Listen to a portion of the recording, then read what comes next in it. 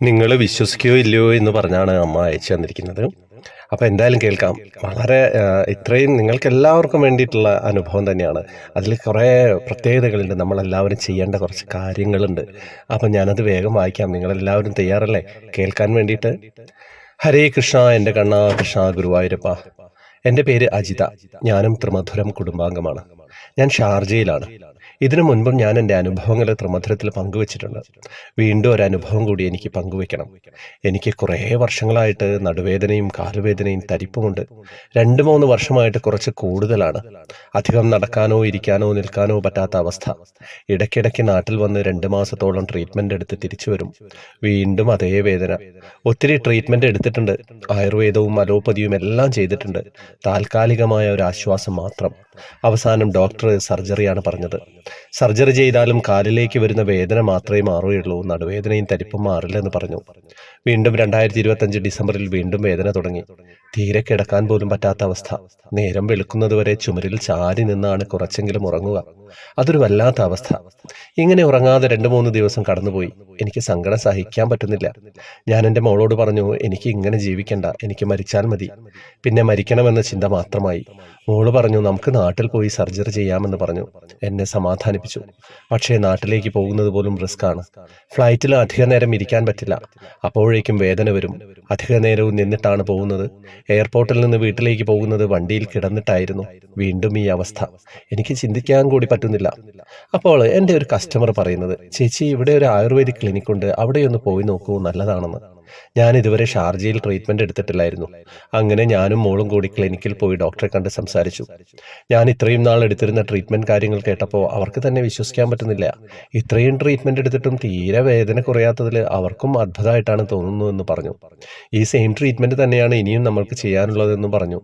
ഇതിനിടയിൽ ഞാൻ സെപ്റ്റംബർ 22 മുതൽ എല്ലാ ദിവസവും മുടങ്ങാതെ വിഷ്ണു സഹസ്രനാമവും ലളിതാ സഹസ്രനാമവും വായിക്കുമായിരുന്നു. അതും ഭഗവാനോട് ഞാൻ പറഞ്ഞിരുന്നു.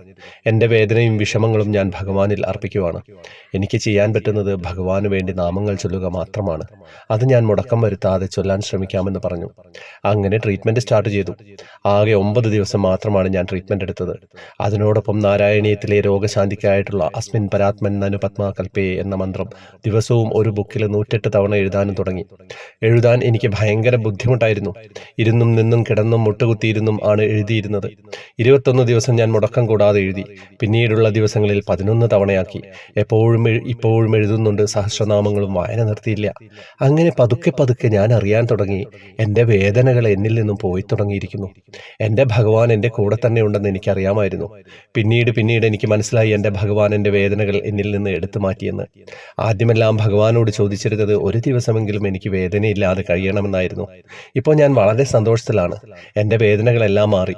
അങ്ങനെ ഞാൻ ഫെബ്രുവരി 9 നാട്ടിൽ പോയിരുന്നു. ചെറിയ മോൾക്കൊരു സർജറി. അതിനുവേണ്ടിയാണ് നാട്ടിൽ പോയത്. ഫ്ലൈറ്റിലിരുന്ന് സുഖമായിട്ട് പോയി. 10 ഞാൻ മോളെയും കൂട്ടി ഗുരുവായൂരിൽ പോയി ഭഗവാനെ കൊണ്ട് തൊഴുതു. സന്തോഷവും സങ്കടവും പറഞ്ഞ് കരഞ്ഞു.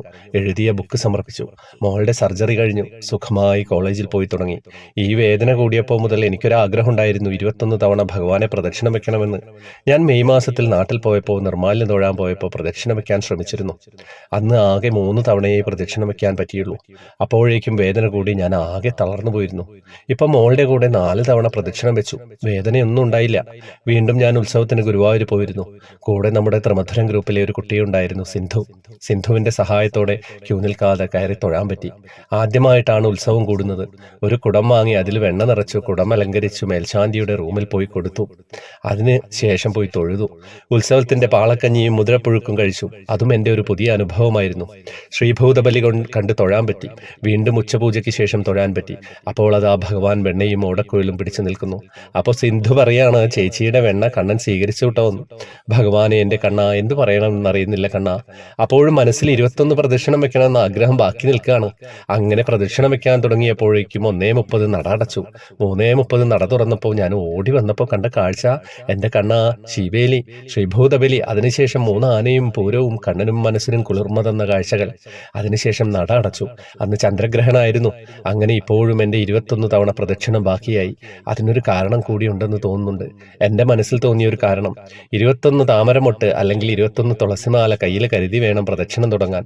ഓരോ പ്രദക്ഷിണം കഴിയുമ്പോഴും ഭഗവാന് ചാർത്തിപ്പോകാമെന്ന് കരുതിയിരുന്നു. പക്ഷെ അവിടുത്തെ തിരക്കിൽ നിന്ന് പുറത്തുപോയി തുളസിമാലയോ താമരമൊട്ടോ വാങ്ങാൻ പറ്റിയില്ല. എൻ്റെ ഭഗവാൻ അത് ആഗ്രഹിച്ചിട്ടുണ്ടാവും.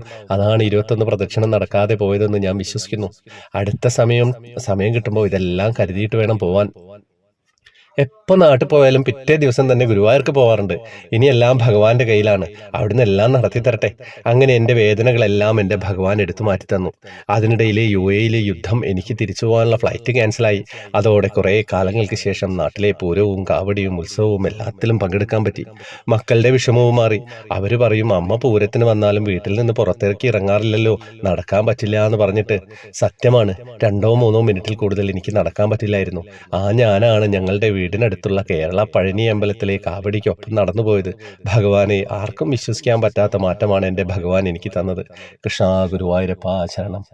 നാരായണീയത്തെ നമസ്കരിക്കുകയാണ് നമ്മൾ. അറിഞ്ഞുകൊണ്ട് മനസ്സുകൊണ്ട് നമസ്കരിക്കുന്ന എല്ലാവരും, ഇത് കേൾക്കുന്ന എല്ലാവരും എഴുതുക കേട്ടോ കമൻറ്റിൽ നിങ്ങളുടെ അഭിപ്രായങ്ങളൊക്കെ. പിന്നെ വാട്സപ്പ് ഗ്രൂപ്പിലേക്ക് വരാം. ഗ്രൂപ്പിലുള്ള അമ്മയൊക്കെയാണ് അനുഭവങ്ങൾ അയച്ചു തന്നത്. ജോയിൻ ബട്ടണിലൂടെ വരണം. കുറേ സമ്മാനങ്ങളുണ്ട്. ഇന്ന് 3 കൃഷ്ണ വിഗ്രഹവും നാരായണീയമാണ് നമ്മൾ സമ്മാനം കൊടുക്കുന്നത്. ഹരേ കൃഷ്ണ. ഫേസ്ബുക്കിൻ്റെ കമൻറ്റ് ബോക്സിൽ ഡീറ്റെയിൽസ് ഉണ്ടാവും. വേറെ വിശേഷമൊന്നുമില്ലല്ലോ. അപ്പോൾ എല്ലാവർക്കും സുഖമായിരിക്കട്ടെ.